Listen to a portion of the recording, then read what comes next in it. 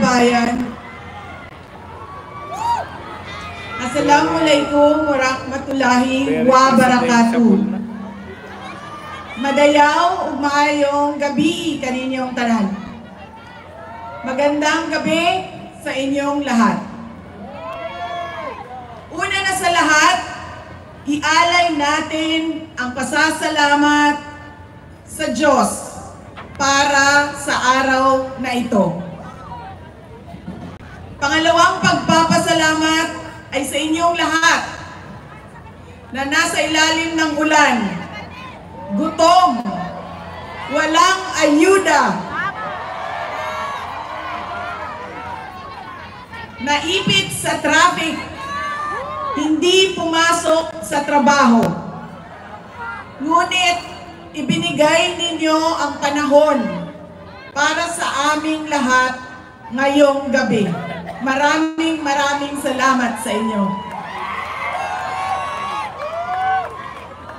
Ang susunod na pagpapasalamat ay sa PDP dahil binigyan nila ako ng pagkakataon sa rally nila ngayon. Maraming salamat sa inyo. Ang sunod na pagpapasalamat ay mula kay Pangulong Rodrigo Duterte. Sa inyong pagmamahal, sa inyong patuloy na suporta at pagdarasal na siya ay maibalik dito sa ating bayan. Maraming salamat.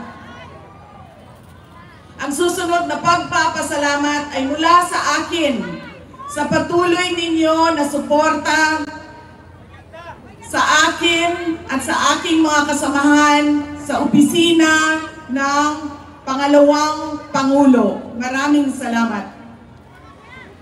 At ang huling pagpapasalamat ay mula sa aming pamilya. Dako kaayo ang amuang utang nga kabubuton kaninyong tanan sa oportunidad na ginahatag ninyo kanamo nga makaserbisyo sa atuang nasod. Daghan salamat. Ang pwesto na kinatatayuan ko ay hindi para sa akin. Ito ay para sa Pangulong Rodrigo Duterte. Pero tinawag ako ng tadhana dahil kinidnap ang tatay nating lahat.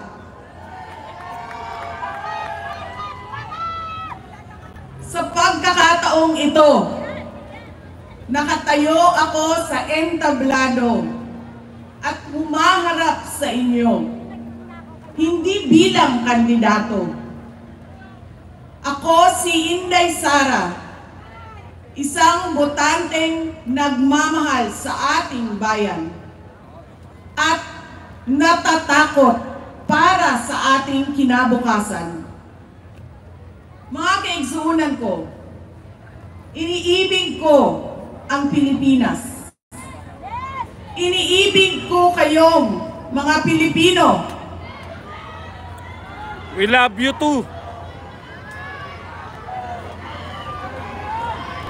I love you too.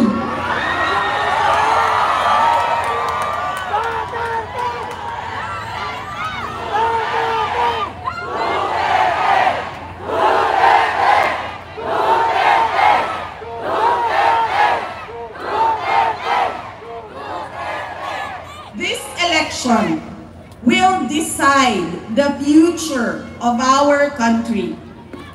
Ang boto ninyo ang magbibigay katiyakan kung maituloy ang pagbabago o tuloy-tuloy na lang tayo sa kapahamakan. Filipinos deserve better. Nagpapasalamat ako dahil nandito pa rin kayo at nakikinig sa akin sa kabila ng kaliwat kanan na paninira nila. In the past months, my name and my family's name have been dragged through the mud. I have repeatedly said it before. And I will say it again now. I am not the problem of this country. Thank you, Gregory. Hindi ako ang problema ng Pilipinas.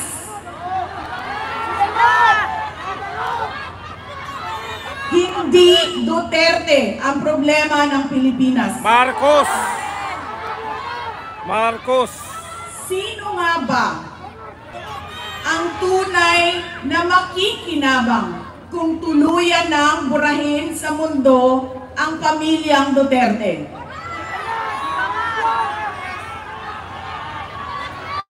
Hindi ang mga Pilipino.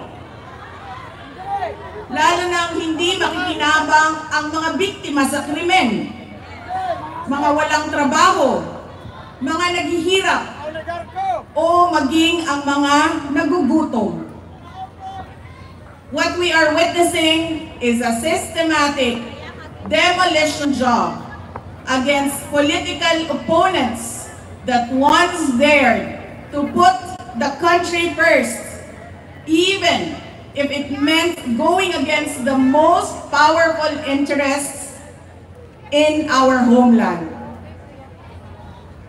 Sa kasamaang palad, iniluklok natin ang isang leader na walang kakayahang maintindihan ang tunay na kalagayan ng mga Pilipino. Tama! At higit sa lahat, hindi kayang magdesisyon para sa kapakanan ng sambayanan. Tama! Pinagbabayaran natin ngayon ang pagpili ng maling leader. Nakikita natin ang lantaran at walang pakundangang paglabag sa ating saligang batas. Pinamumunuan din tayo ngayon ng isang taong patuloy pa rin tumatanggi, sumailalim sa isang pampublikong hair follicle drug test.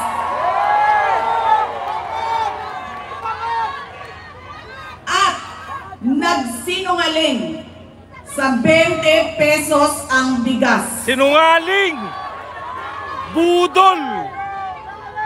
Ang masakit pa, nakuha nilang kidnapin ang dating Pangulo. Kidnapper! At Hayop! dali-dalian nilang itinapon sa ibang bansa upang litisin ng mga dayuhan. Ngunit, higit pa sa mga kabiguang ito ay isang mas malalim na pambabastos at panghiinsulto sa ating mga Pilipino. Iniinsulto nila tayo sa paggamit ng ayuda upang bilhin ang boto ng mga tao. Ang ayuda ay hindi naman likas na masama. Sa katunayan, marami ang natulungan nito noong panahon ng pandemya. Ngunit, kapag ginamit ito para manipulahin kayo at pagsamantalahan ang inyong kahirapan upang manatili sila sa kapangyarihan, nagiging sandata ito ng pang-aabuso. Again, Filipinos deserve better. We must return to long-term, concrete programs, not short-term dole-outs that are being abused by those in power. Ang kailangan ng Pilipino ay isang mabisang food security program. Isang programa na tutugon sa problemang pinakamalapit sa bituka, ang gutom. Ang kailangan ng Pilipino ay isang modernong hybrid education system na nakasandal sa pagtuturo ng disiplina at pagmamahal sa bayan.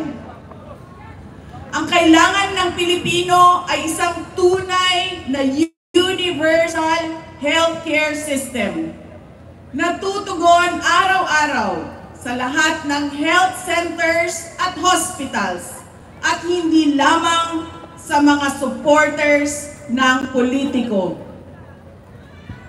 Ang kailangan ng Pilipino ay matibay na infrastruktura. Let us build into the future. Ang kailangan ng Pilipino ay oportunidad sa hanap buhay at trabaho dito sa loob ng ating bayan. Masakit sa kalooban nating lahat ang kalagayan ng maraming nating OFWs na malayo sa kanilang mga mahal sa buhay. At higit sa lahat, ang kailangan ng Pilipino ay peace and order, puksain at insurgency sa pamamagitan ng makatotohanang non-partisan Philippine National Police na suportado ng ating sandatahang lakas. Kinahanglan undangon nato ang batasan sa pagpili sa mga kandidato pagikan sa political dynasty. Kining mga sika-apelido nga magsayo-sayo ra o magkanta sa atubangan. Igo ra magpakatok, undangon ang mga party list na gipanag-iya sa mga dato. Undangon ang mali na pagpili sa atong mga opisyales. Undangon ang budol o pagpamakak. Kailangan natin mag-vote straight sa mga taong magtutuloy ng plan ni Pangulong Duterte. Yes! Duterte! Natin Duterte! Ang number 38, Rodante Marcoleta. Number 10, Jimmy Bondo. Number 56 sa balota, Attorney Vic Rodriguez. Number 22, Bato de la Rosa. Number 28, Bongo. Number 53, Apollo Kibuloy. Number 34, Raul Lambino. Number 30, J.B. Hinlo. Number 58, Philip Ipe Salvador. At number 42, Doc Marites Matang. Alam ko, hindi kayo matutuwa. Pero iboboto ko si Amy Marcos. Siya ang naglakas loob na buksan ang investigasyon sa pagdukot ng pamahalaan ng isang Pilipino dito sa bayan para ihatid sa mga dayuhan. Iboboto ko na yan, sinabi mo. Iboboto ko rin si Camille Villar dahil sa kanyang karanasan bilang mambabatas sa House of Representatives na makakatulong sa isang tunay na pagbabago sa Senado. Kahit prime water kami, iboboto ko na rin yan, sinabi mo. Hindi ako mapapagod na sabihin ito. We Filipinos deserve better. Tunay na kapayapaan at kaunlaran na hindi lamang para sa iilang politiko at mayayaman. Kaya sa May 12, kailangan natin maging mapagmatyag. May mga ulap at bulong-bulungan na may mga kumikilos na sa iba't ibang parte ng ating bansa. Mga babala na maaaring nagsisimula na ang malawakang dayaan sa halalan ng alyansa. Ang binuong alyansa ay isang mapanganib na pagsasanib puwersa ng isang administrasyong walang kakayahan, mga elitistang liberal, at mga tinaguriang makabayan na ang tunay na hangarin ay manatiling mahirap ang taong bayan. Isang alyansa na handang ibalik tayo sa kadiliman ng narco-politics, sa bangungot ng Typhoon Yolanda, kung saan ang mga Pilipino ay iniwan sa ulan, sa gutom, at sa kawalang malasakit. Ito ang alyansang muli nais nating alipinin gamit ang kahirapan, kasinungalingan, at kapangyarihan. Sa May 12, bumoto tayo ng may buong dangal. Bumoto tayo ng may tapang.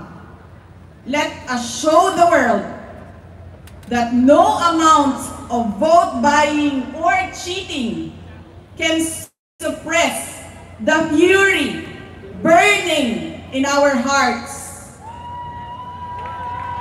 Time and again, you have heard me say, God save the Philippines.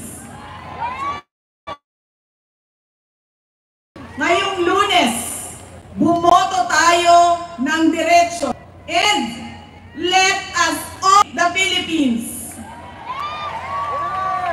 Ako si Inday Sara Duterte, isang botante. Syukran. Syukran. Duterte! Itataas ako, tawagin na natin ang ating Duterte upang iangat ang kanilang kamay ng ating minamahal na Vice Presidente. Numero 10, Jimmy Bondoc. Número 22, Bato de la Rosa. Número 28, Senator Bongo. Número 30, Jay Vihito. Número 34, Raúl Lampino. Número 38, Rodante Marcoleta. Número 53, Pastor Apollo Kibuloy. Número 56, Attorney Vic Rodriguez. Número 58, 58, nag-isang Philip Salvador. At número 42, Doc Richard Mata. Kasama ang ating PDP Laban Duterte! SRB Senator Robin Padilla.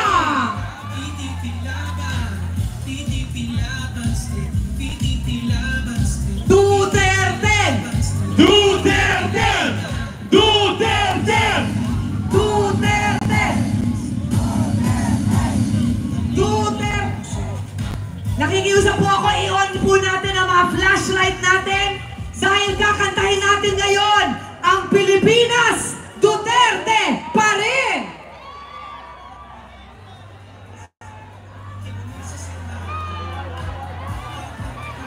I-on natin para makita ng buong Pilipinas kung gano'n tayo kadami dito sa Liwasang Bonifacio. Kasama ang KOJC Choir, kakantahin na natin ang Pilipinas Duterte pa rin. Saan ka naroon? Ano? Kay Inday Sara. Nagta-picture ka? Nag-picture ka? Picture lang ako kasi parang ako. Para malapit? Okay lang dyan. Ay, sorry. Duterte!